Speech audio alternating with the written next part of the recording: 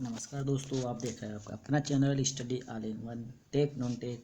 आज आपके लिए लेकर आया हूँ रेनफोर्स कंक्रीट टेक्नोलॉजी आरसीसी के मोस्ट इम्पोर्टेंट 20 क्वेश्चन, जो कि आपके जितनी भी आने वाली एग्ज़ाम होगी आईसीसी जेई या तो एमपी सब इंजीनियर के लिए, जितने भी इंजीनियर की एग्ज़ाम होती है उसके लिए बहुत इंपॉर्टेंट। इसलिए ये लेक्चर पूरा देखें और सिर्फ 20 क्वेश्चन है जो मोस्ट इम्पोर्टेंट है, इसलिए अपने दोस्तों तक अधिक से अधिक शेयर भी करें और लाइक करना बिल्कुल ना भूलें और सब्सक्राइब करना तो बिल्कुल भी ना भूलें।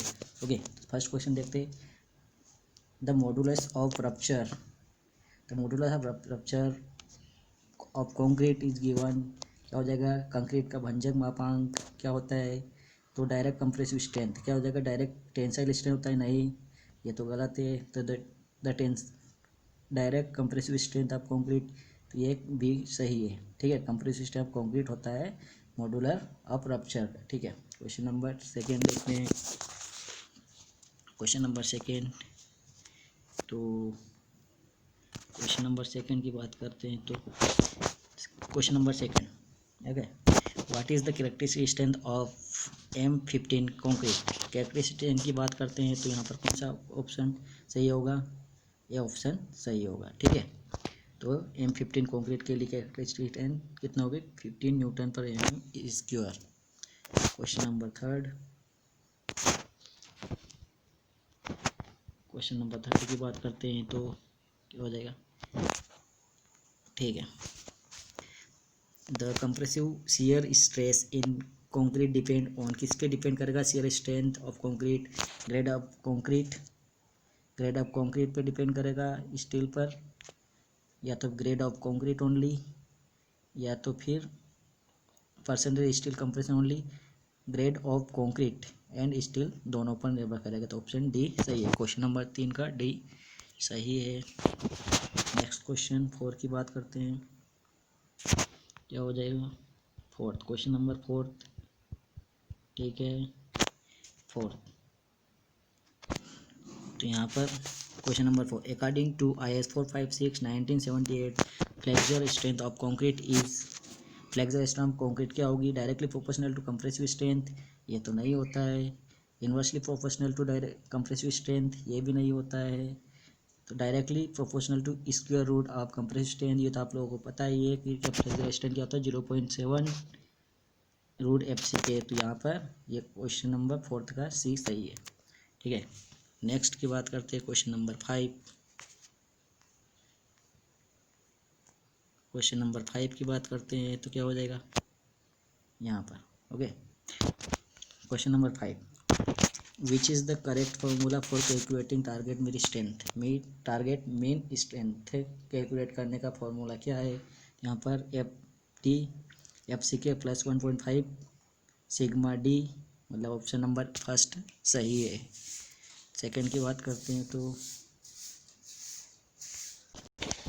ओके दोस्तों, यहाँ पर क्या हो जाएगा? क्वेश्चन नंबर 5 का एक सही हो जाएगा। ठीक है, नेक्स्ट क्वेश्चन देखते हैं।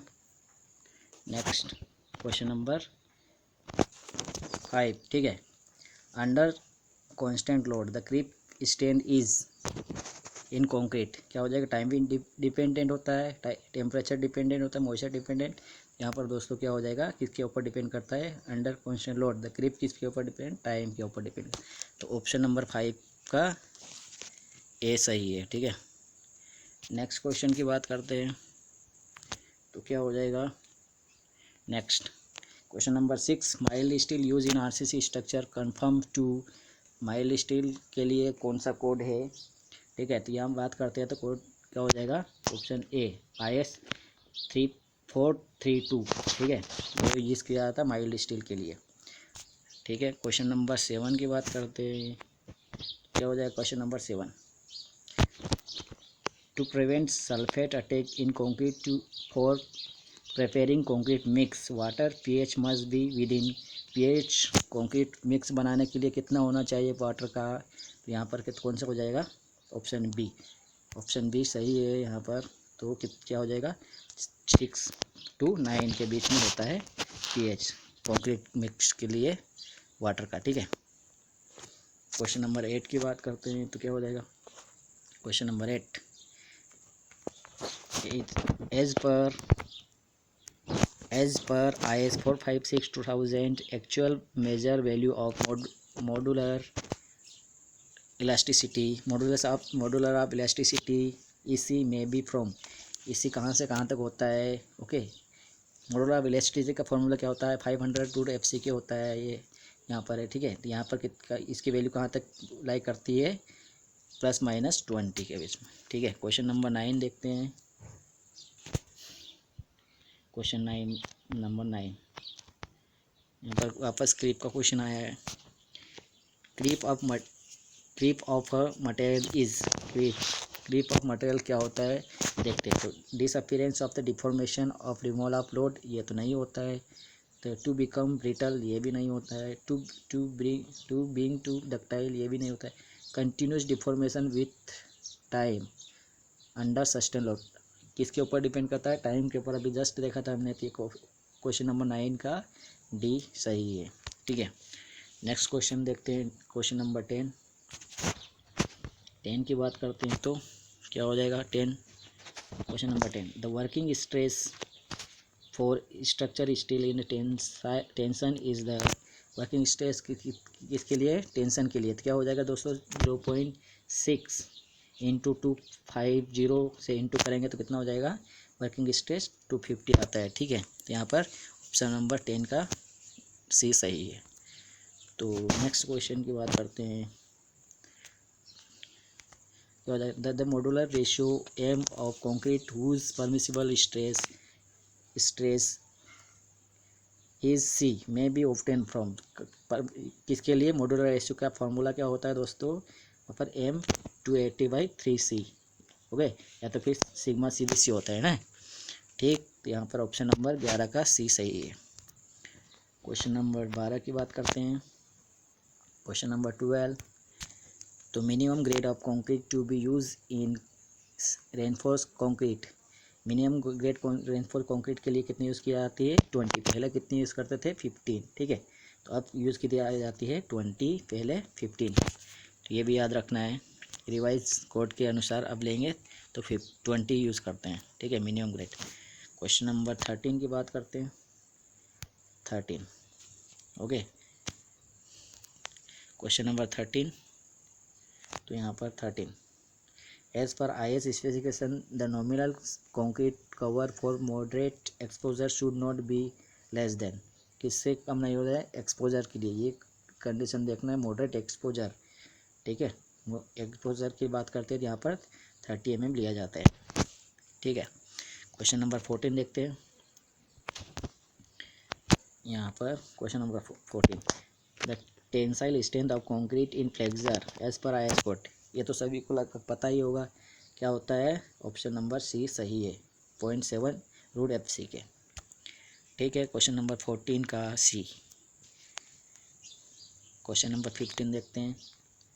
Okay, the yield strength of Fe415 steel in megapascal would be minimum of, megapascal में कितना होगा, यील्ड स्ट्रेंथ की बात करते हैं तो यहाँ पर 415 ही होगा। क्वेश्चन नंबर 15 का सी सही है।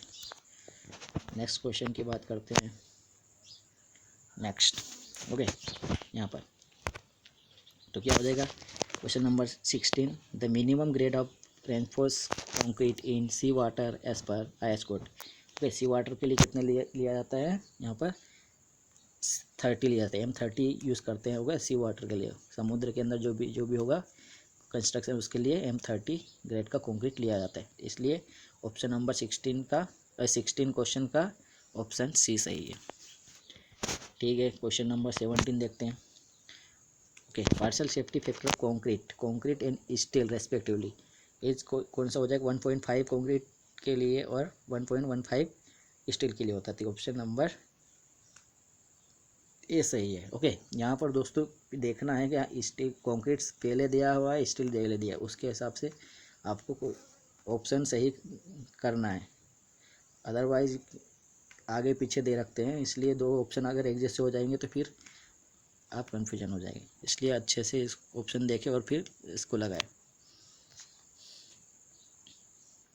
Question number 20, The characteristic strength of concrete is defined as that strength below which not more than of the test result are expected to fail. Okay, तो कितना किसके अंदर होना चाहिए? 5%। फाल, ओके, फाल की बात करते हैं तो कितना 5% से ज़्यादा टेस्ट रिजल्ट फेल नहीं होना चाहिए, अदरवाइज उसको हम यूज़ नहीं करेंगे। ठीक है, तो ऑप्शन नंबर 18 का बी। ठीक है, 5%। क्वेश्चन नंबर 19 की बात करें, 19।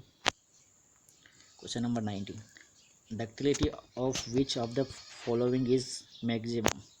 Mild steel, cast iron, wrought iron या पिग आयरन? तो यहाँ पर डक्टिलिटी सबसे ज़्यादा किसकी होती है? रोट आयरन की। तो ऑप्शन नंबर सी, 19 का सी सही है। Last question, okay, the term characteristic load mean that load which has probability of not exceeded during life of the structure is equal to? किससे ज़्यादा प्रोबेबिलिटी नहीं होना चाहिए? ओके, किसी भी स्ट्रक्चर की 95% से ज़्यादा अगर उसकी ये हो जाएगी कैरेक्टरिस्टिक, ठीक है, तो क्या हो जाएगा? उसका नहीं यूज़ करेंगे, इसलिए 95% तक यूज़ करते हैं। ठीक है, तो दोस्तों ये क्वेश्चन बहुत ही इंपॉर्टेंट यूज़फुल है आपके लिए, सारे एग्ज़ाम के लिए, एसएससी के लिए बहुत ही ज़्यादा इंपॉर्टेंट, और व्यापम के लिए भी बहुत ही ज़्यादा इंपॉर्टेंट है, सब इंजीनियर के लिए। ठीक है, तो इस क्वेश्चन को पूरा, इस वीडियो को पूरा देखें और अच्छे से सारे ऑप्शन याद कर लें और अपने दोस्तों से अधिक शेयर करें और सब्सक्राइब और लाइक करना बिल्कुल ना भूलें। धन्यवाद।